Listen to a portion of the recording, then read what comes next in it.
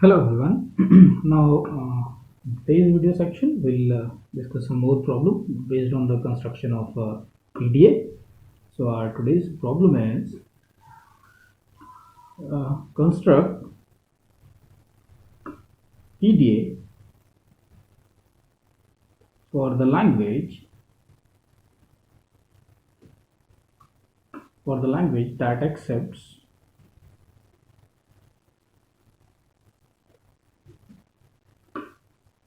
all strings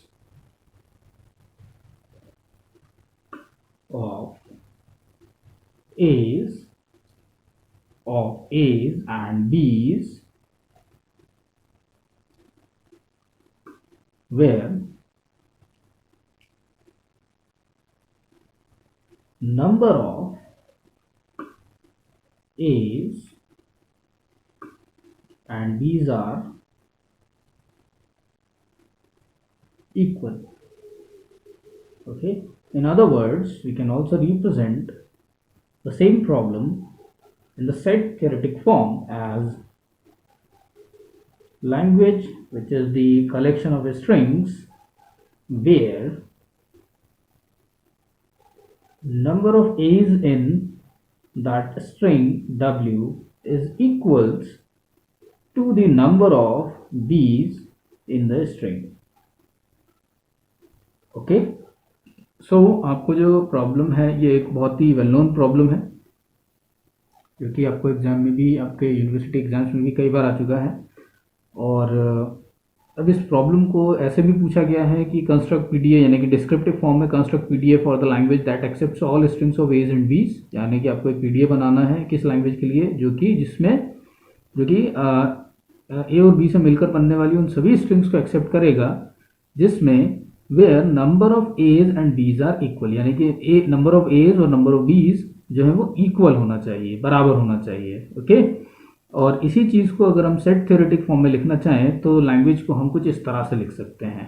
okay, so we can write it as language which is the collection of strings where the condition is in the string number of a's is equals to the number of bees in the same string. Okay, तो problem आपको ऐसे भी दिया जा सकता है, ऐसे भी दिया जा सकता है। अब हम देखते हैं कि हम कैसे जो है इस प्रॉब्लम के लिए हम एक पीडीए कंस्ट्रक्ट कर सकते हैं। So will come to the point.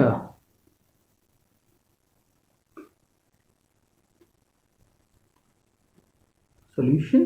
Now you know that for the given language,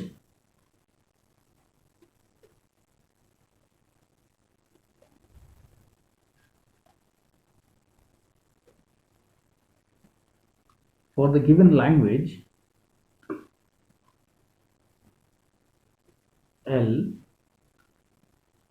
omega, where the number of A's in the string is equals to the number of B's in the string are equal. Okay, so we can write the same, we can expand this string or the language as the set of strings that comes in this language. So we can say a number of A's and number of B's are equal. Okay, so string जो है वो किसी भी तरह की हो सकती है। आपसे जो है ये कहा गया है कि we may have epsilon, isn't that, मतलब अगर एप्सिलॉन है तो दैट इज एक्सेप्टेबल। क्यों? क्योंकि इसमें नंबर ऑफ एज और नंबर ऑफ बीज दोनों बराबर है, number of a's 0, number of b's are 0। Okay, और we may also have the string as a b, this is also the valid string जिसमें number of a's और number of b's बराबर हैं। अब यहाँ कंस्टेंट ये नहीं है कि ए पहले आएगा और बी बाद में ही आएगा। ठीक है, देयर में भी है पॉसिबिलिटी कि बी पहले आए और ए बाद में आए। This is also a valid string जिसमें नंबर ऑफ बीज और नंबर ऑफ एज इक्वल है। और अगर हम पैटर्न को आइडेंटिफाई करना चाहें तो we can write it as a b b, sorry ये भी एक वैलिड स्ट्रिंग है। ए बी बी ए, ये भी एक वैलिड स्ट्रिंग है। और we can also say that b a b, ये भी एक वैलिड स्ट्रिंग है। Okay, and so on. So you can see here ऐसी कोई भी स्ट्रिंग जिसमें नंबर ऑफ एज और नंबर ऑफ बीज जो है वो बराबर हैं, तो वो एक वैलिड स्ट्रिंग मानी जाएगी। और इस तरह की स्ट्रिंग्स को रिकॉग्नाइज करने के लिए हमें पीडीएफ बनाना है। तो सबसे पहले तो हम देखते हैं कि how we can write the PDF for empty stack. Okay, पहले हम एम्प्टी स्टैक के लिए पीडीएफ बनाते हैं।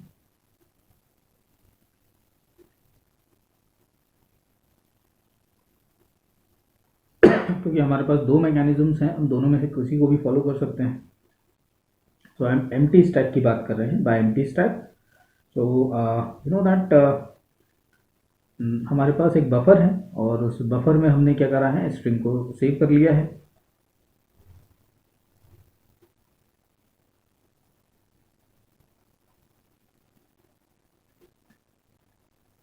कोई भी एक वैलिड स्ट्रिंग हम ले लेते हैं, जैसे कि ए बी, और इट में बी ए बी या इट में b a b a, okay and so on. तो ये हमारी वैलिड स्ट्रिंग है जो कि हमने बफर में स्टोर कर ली है, ठीक। और we have the state control,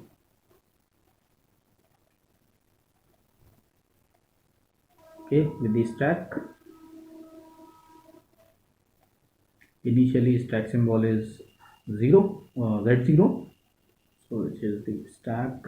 This is the state control, and initially it points to the very first alphabet in the input buffer. Okay, so now let's start with the diagram. So अगर हम empty stack से बना रहे हैं तो empty stack का मतलब ये है कि जब आप पूरी स्ट्रिंग को रीड कर लें तो आखिर में आपको इस स्टैक को जो है एम्प्टी कर देना है। अगर आप ऐसा कर पाए तो we can say yes that string is valid. So let's start with the transitions.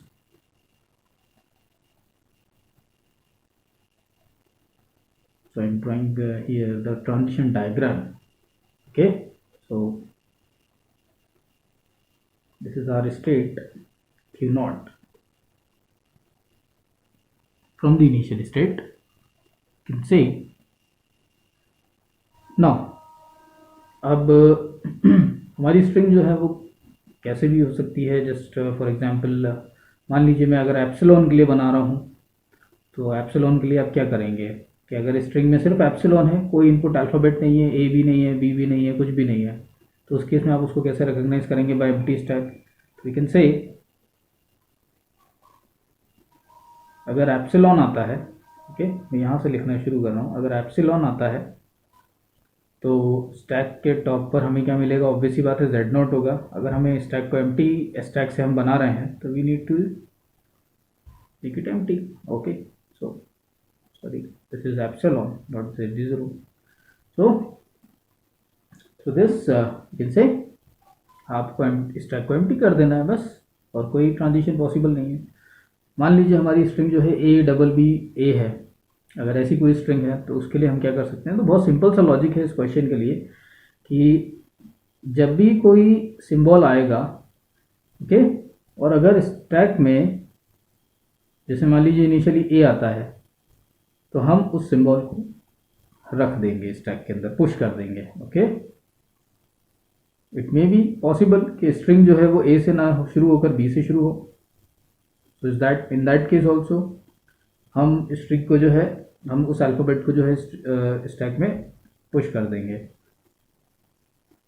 लेकिन जब भी स्टैक में कोई जो है हमें इनपुट अल्फ़ाबेट हमें मिलता है, और अगर स्टैक के टॉप पर सेम अल्फ़ाबेट है, तो उस केस में भी हम क्या करेंगे, अल्फ़ाबेट को पुश करेंगे। May be a, it may be b. Okay, so the possibilities are like this. Now अब ये भी एक पॉसिबिलिटी है कि मान लीजिए स्टैक में जो है ए आता है और स्टैक के टॉप पर अगर बी है, so in that case only हम जो है एलिमेंट को पॉप करेंगे।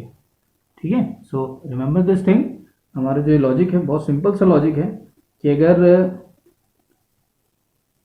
अल्फ़ाबेट ए है, स्टैक के टॉप पर जेड नॉट है तो आप ए को रख दीजिए। B, it may be possible कि ए ना होकर स्ट्रिंग बी से शुरू हो, ठीक है, क्योंकि वो भी एक वैलिड स्ट्रिंग है।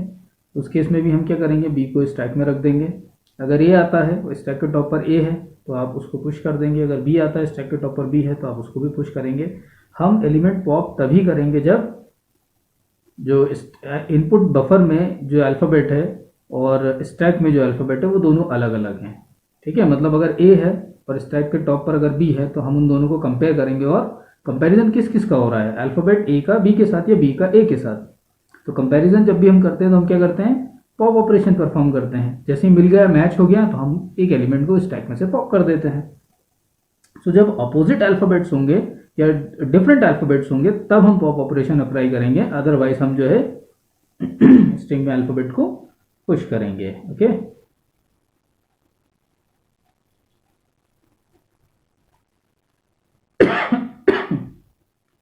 now we'll have a B। अगर A आता है इसे भी हम क्या करेंगे, जो है इस स्ट्रिंग को भी जो है हम अगर B आता है और स्टैक के टॉप पर A है तो हम पॉप कर देंगे, ठीक है। तो ये जो है हम कह सकते हैं दीज आर द पॉसिबिलिटीज जो कि हम यहाँ पर अप्लाई कर रहे हैं, ठीक है, for this particular type of problem. तो देख सकते हैं आप कोई भी स्ट्रिंग ले लीजिए जिसमें ए और बी जो हैं वो बराबर हों, ठीक है। So in that case we'll make stack empty, ठीक। so this is the transition diagram for empty stack here। now we'll come to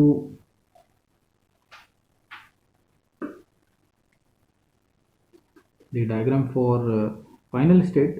अब हम आते हैं कि अगर हम फाइनल स्टेट से बना रहे हैं तो फाइनल स्टेट से हम इसको कैसे बनाएंगे। तो इन फाइनल स्टेट बहुत सिंपल होता है, अगर आपने एम्प्टी स्टैक से बना लिया है तो आप आसानी से फाइनल स्टेट से भी इसको बना सकते हैं, बहुत आसानी से ड्रॉ कर सकते हैं। तो for final state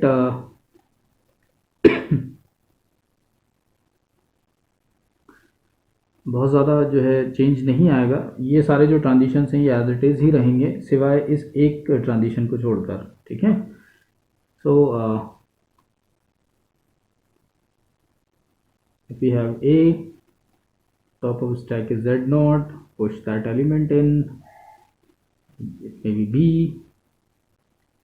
Z naught, push that element, okay, it may be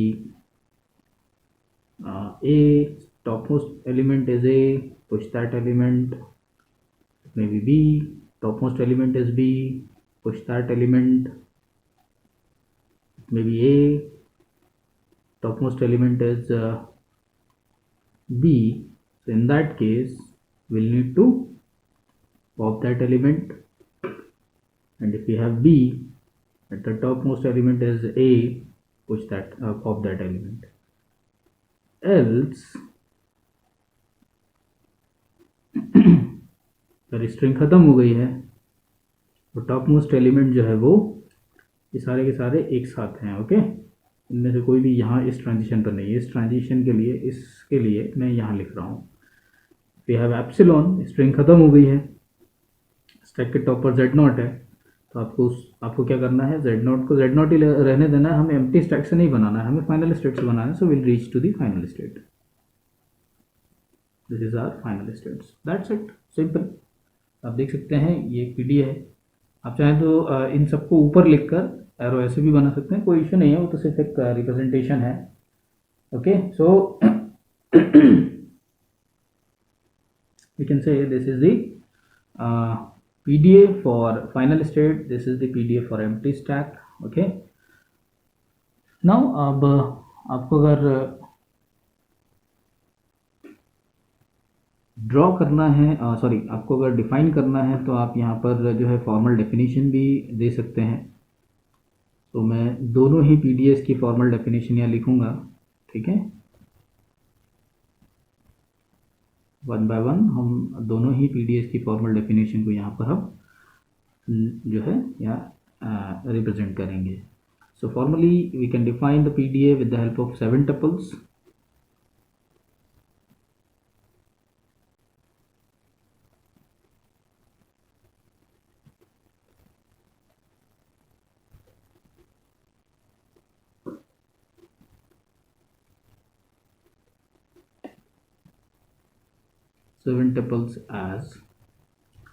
seven tuples क्या है, पहले हम PDA P1 ले लेते हैं, ठीक है। जो हमारा एम्प्टी स्टैक के लिए हमने बनाया उसको हम P1 बोल देते हैं।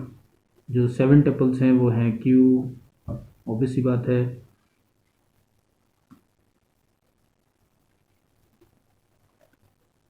एक हो गया आपका Q, दूसरा हो जाएगा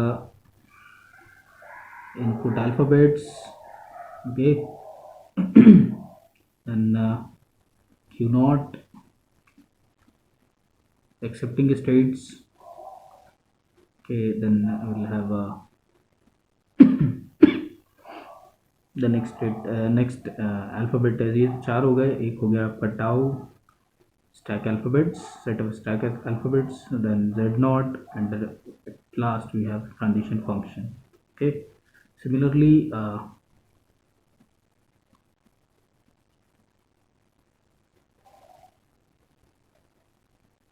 P2 is the PDA, which is final state Q summation Q0 F tau Z0 transition, okay.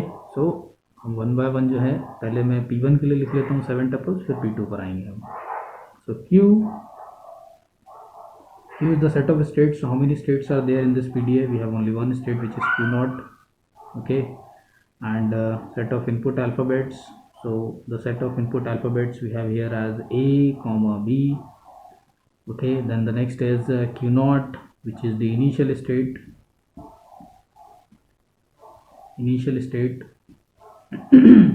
then F, the accepting state is Q0 itself, then tau, the set of stack symbols.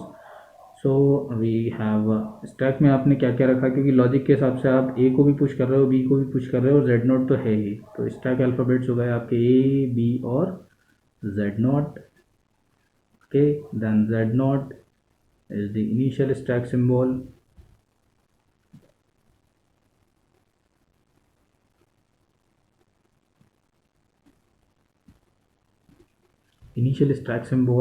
then we'll have transitions, okay. So transitions जो है वो हम चाहें तो आप जो है transition function को बस खाली यहाँ पर उसका जो रिप्रेजेंटेशन का वो लिख दीजिए, और ये जो है ये ट्रांजिशन को रेफर कर जाएगा, ठीक है।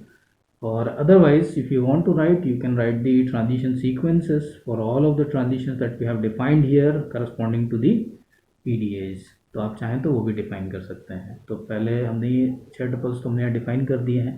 Now here the number of states for the final state, है ना। आपको कोई भी एक बनाना है, ध्यान रखिएगा, या तो आप एम्प्टी स्टैक से बनाएंगे या फाइनल स्टेट से, आपको दोनों नहीं बनाने हैं। आपको जब प्रॉब्लम आता है तो आपको लिखा नहीं होता है कि आपको एम्प्टी स्टैक से बनाना है या फाइनल स्टेट से, आपको जिससे प्रेफर करना हो आपको जिससे कंफर्टेबल लग रहा हो आप उससे बना सकते हैं।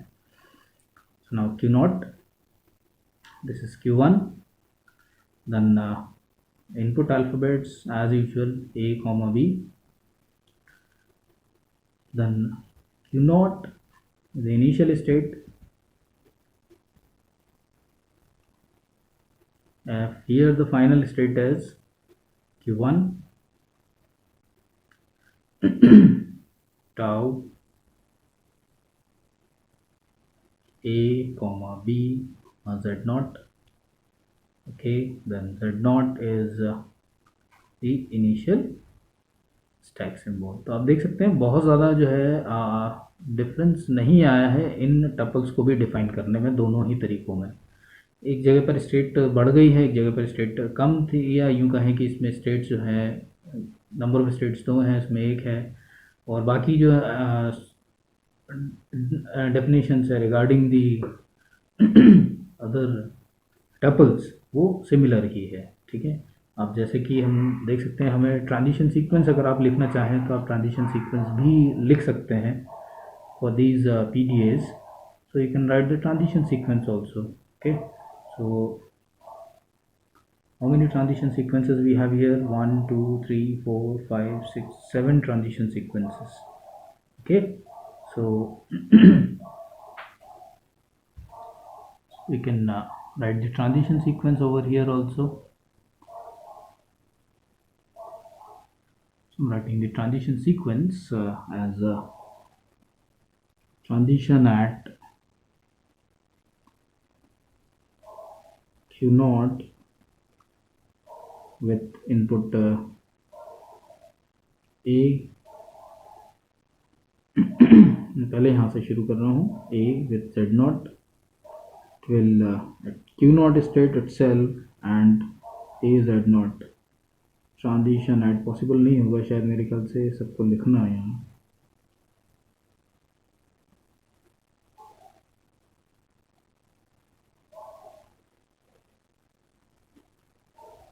Q naught B Z naught till Q naught B Z naught transition at Q naught with A till Q naught A Z A Q naught B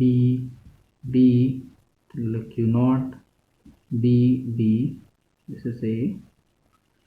Transition at Q naught with A B till Q naught epsilon.